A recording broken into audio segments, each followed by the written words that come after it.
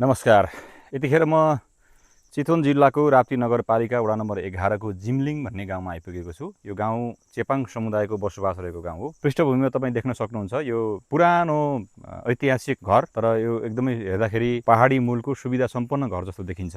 हामी चेपाङ समुदाय अहिले जहाँ बसिरहेको छौँ यहाँ धेरै पुस्तादेखि बसिरहेका छौँ र हाम्रो घरको आकार चाहिँ धेरै जसो एउटा भुइँतल्ला मात्र हुन्छ। भुइँतल्ला पनि ठ्याक्क छुट्टा छुट्टै कम्पार्टमेन्ट हुँदैन हैन। हामीलाई त्यहाँ एउटा भान्सा पनि त्यही हुन्छ। त्यसैको चुलाको अगेनाको छेउछाउमा हामी न्यानो गरेर सुत्ने नै हाम्रो जेनरली त्यो वाला छ। तर अहिले जुन तपाईँको यो पछाडिको घर देख्नुभएको छ यो चाहिँ हाम्रो ब्राह्मीण समुदाय, ब्राह्मीण क्षेत्री ब्राह्मीण, त्यसपछि उप्रेतीहरू अनि त्यसपछि चेडाईहरू चाहिँ यहाँहरू बस्ने ठाउँ थियो। उहाँहरूको चाहिँ हेर्न सक्नुहुन्छ 2 साढे 2 तलाको छ। डिजाइन पनि कति राम्रोसँग कुदिएको छ, देख्नु भएको छ। काठको डिजाइन, त्यसपछि ढुङ्गाले छाएको डिजाइनहरू राम्रो देख्नु भएको छ। अनि छेउछाउमा पनि बगैँचा मजाको तपाईँको फलफुल कटहरदेखि लिएर केरादेखि लिएर सबैले घेरिएको भन्न चाहिँ उहाँहरू कति व्यवस्थित तरिकाले बस्नुहुन्थ्यो भन्ने चाहिँ छ। यो चाहिँ घरको बनावट हो। त्यसपछि सरसफाइहरू उहाँहरूले मजाले मेन्टेन गर्नुभएको छ। अहिले चाहिँ यहाँ चेपाङ एउटा परिवार बस्नुहुन्छ।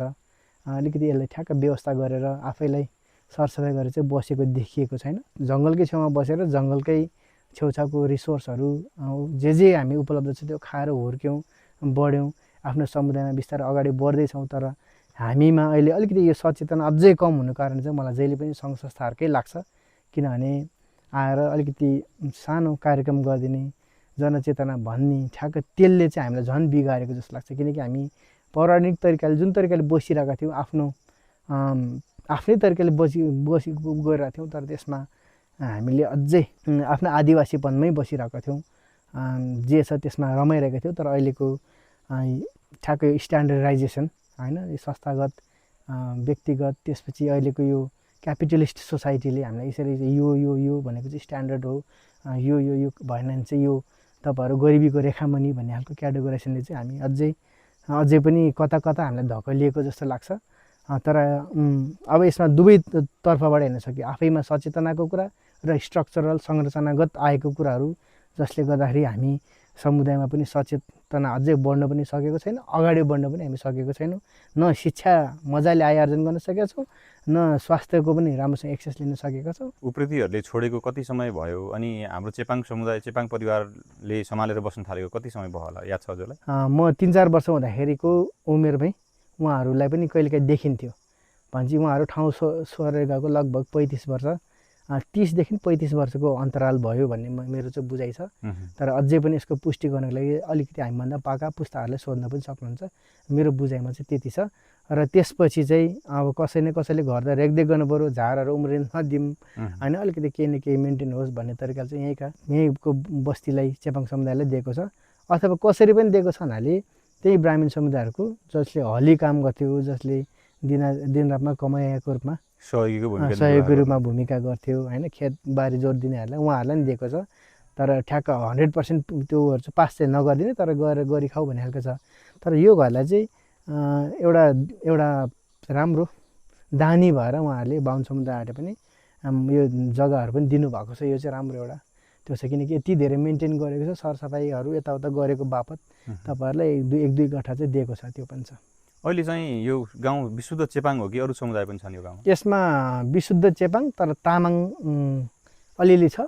त्यसपछि मगर एउटा छ, श्रेष्ठ एउटा घर परिवार छ, त्यसरी जोडेको छ। लगभग विशुद्ध चेपाङ नै हो। बसाइ छोडेर चाहिँ कहाँ गए उनीहरू? खुरखुरे, बडरा अनि नजिकैको बस्ती वीरेन्द्रनगर, त्यही हाइवेको छेउछाउमा छ। किनकि सबैलाई सेवा सुविधा, स्वास्थ्य, शिक्षा अहिलेको माग त्यही हो होइन। अहिलेको यो मोडर्नाइजेसन अनुसार उहाँहरू चाहिँ सबै तल सर्नु भएको छ। र जग्गा चाहिँ धेरैले बिक्री गर्नुभएको छैन, किनभने यहाँको हावापानी एकदम शीतल छ। जब कि अब जलवायु परिवर्तन हुँदै गएपछि तल तापक्रम पानी अब बाढीले पुरै हाइवे बगाउन थालिसकेपछि त अनि मान्छेलाई त गाउँै राम्रो रहेछ भनेर 1-2 जना चाहिँ फर्केर यहीँ पनि घरै बनाउने अभियान पनि सुरु गरिसक्नु भएको छ। अनि उहाँहरू फर्किने चाहिँ तयारी गर्नुभएको छ। तल एउटा घर भइहाल्यो, एउटा माथि भयो भने विदेशतिर समर हाउस र विन्टर हाउस भने जस्तै उहाँहरूले यसरी गर्ने सोच देखेको छु मैले चाहिँ। अहिले बस्ने चेपाङ समुदाय चाहिँ पहिला कहाँ थियो यहाँ क्षेत्री बाहुनहरू हुँदाखेरि चाहिँ? मैले यो प्रश्न पनि आफ्नो बुवालाई नै सोधेको थिएँ। बुवा बाजे हजुरबाहरूलाई सोध्दै जाने क्रममा अब किताबमा पढेअनुसार त दोलखाको पुकन्थली भन्ने ठाउँबाट आएको भन्ने खालको किताबहरूमा लेखिएको छ। अनि कुनै चाहिँ धादिङबाट आएको भन्ने कुराहरू छ। धादिङको माथि ताकथली चोतेस भन्ने माथि माथि भेगहरू छ, त्यहाँबाट आएको भन्ने खालको कुराहरू छ। ऊ बेलाको छेत्री बाहुन समुदायको जग्गा चाहिँ पूर्जावाला छ, तर चेपाङ समुदाय चाहिँ ओइलानी जग्गामा बसिरहेछ।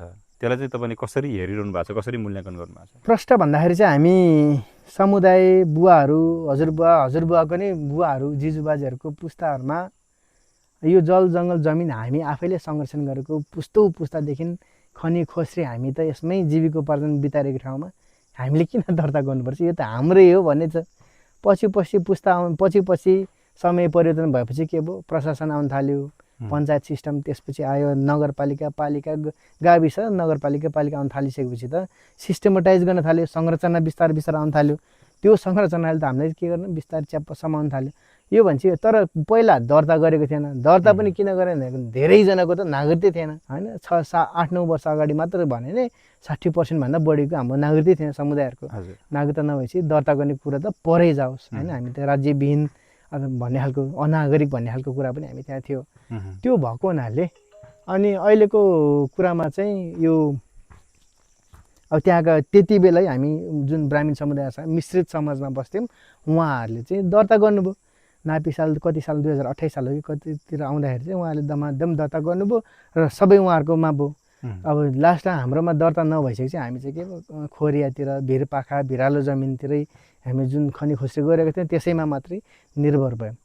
र अब अर्को लेन्सबाट हेर्दाखेरि बिस्तारै के भयो, अब सरकारले के गर्न थाल्यो, अब त वन जङ्गल जोगाउनुपर्छ भन्ने खालको कुरा। जब कि हामी त आफै जोगाउँदै दिगो रूपमा प्रयोग गर्दै फेरि त्यसैमा आफ्नो जीविकोपार्जन चलिरहेको थियो। तर अब ठ्याक्क सामुदायिक बनाउन थाल्यो, राष्ट्रिय निकुञ्ज आउन थाल्यो, बफर जोनहरू बिस्तारै यो कन्सेप्ट आउन थालिसकेपछि 1973तिरको कुराहरू यतातिर आउन थालिसकेपछि त के भयो, बिस्तारै सामुदायिक वनले ठाउँहरू खोसिएको छ होइन। जुन चिउरी, जुन खोरिया, पाखा पखेर हामीले आफ्नो खेतीबाली गरिरहेको थियौँ, त्यो त अहिले सामुदायिक वनले बिस्तारै त्यसलाई चाहिँ इन्क्रोच गर्दै आएको छ। त्यो कुराहरू हामीले देखेका छौँ, भोगेका छौँ होइन। त्यही खोरिया हामीले अहिले त्यसैलाई उपभोग गर्न पाउँदैनौँ।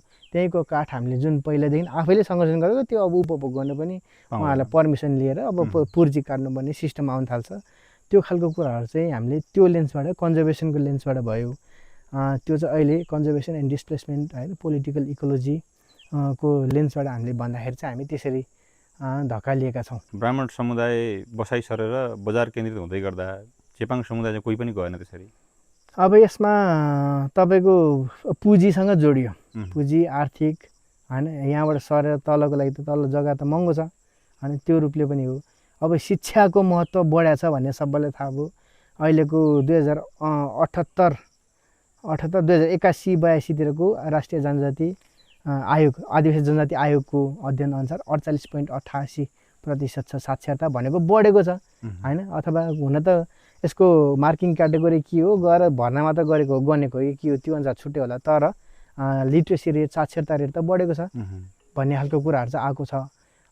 त्यो भएको हुनाले शिक्षाको महत्त्व, स्वास्थ्यको महत्त्व, यो कुराहरू सबै हामीले अहिलेको जुन समयअनुसार हामी चल्नुपर्छ सबैलाई बुझेको छ। तर अब घरै सर्ने त्योहरू चाहिँ सकेका छैनौँ।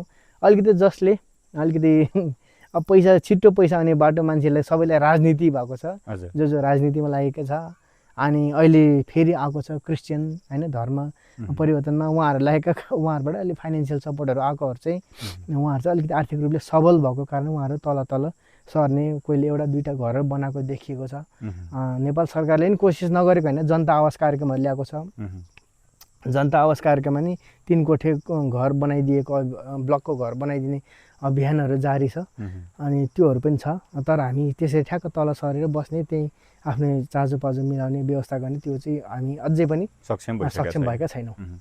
जग्गा जमिन चाहिँ कति जति होला? अब दर्ता भएको उहाँहरूकै सबै, दर्ता नभएको चाहिँ हामी हो। जुन पाखा पखेरा कन्दरा चाहिँ हाम्रो हो, हामी छौँ। हाम्रो बुवाहरूको नाम अझै पनि उहाँहरूकै नाममा छ। तर त्यो पनि दर्ता भएको छैन। पालिकाले बल्ल तल्ल निस्सा दिन थालेको छ होइन। अनि लालपुर्जै छैन, तर यो त भूमि आयो के गठन हुन थाल्यो। तर सबैलाई राजनीतिको एजेन्डा मात्र भएको छ, भोट माग्ने एजेन्डा मात्र भएको छ। तर मान्छेलाई रातो लालपुर्जै त आएको छ, निस्सा चाहिँ दिएको छ। अब त्यो पनि सरकार परिवर्तन भएपछि त्यसलाई पनि मान्य हुन्छ हुँदैन, अनि कुरा छुट्टै छ। पछिल्लो समय विकासक्रम सँगसँगै यहाँ देख्न सक्नुहुन्छ यो बाटो, यो सडक पनि आइपुगेको छ। यो सडक आइपुग्दै गर्दाखेरि फेरि कुनै समय शिक्षा, स्वास्थ्य, रोजगार लगायत विभिन्न अवसरको खोजीको लागि उहाँहरू बसाइ सरेर बजार केन्द्रित भए पनि उनीहरू फेरि गाउँ फर्किने अभियानमा लागिरहेको हामी देख्न पाउँछौँ। हुन त भाउ पनि सोचे जस्तो नपाएर पनि होला होइन, तल बसेर अलि पैसा ठ्याक्क कमाउने बानी परिसकेपछि यहाँ बसेर कमाउने त्यो त हुँदैन। अनि भाउ पनि नपाएर होला, तर तलको समय मौसम सबै कुरा सोचेर मान्छेहरू यतै फर्किने अभियान पनि मैले देखिसकेको छु। यसलाई चाहिँ सकारात्मक रूपमा लिन सकिन्छ होइन? यसलाई सकारात्मक रूपमा सोच्न सकिन्छ भने ठाउँ यसमा सम्भावना धेरै छ भन्ने हामीले देख्न सकियो होइन। मान्छेले कतिले डाँडै किनेको छ होइन, यो भनेको उनीहरूलाई चाहिँ यतैतिर केही राम्रो गर्ने भन्ने कुरा त देखिरहेको छ।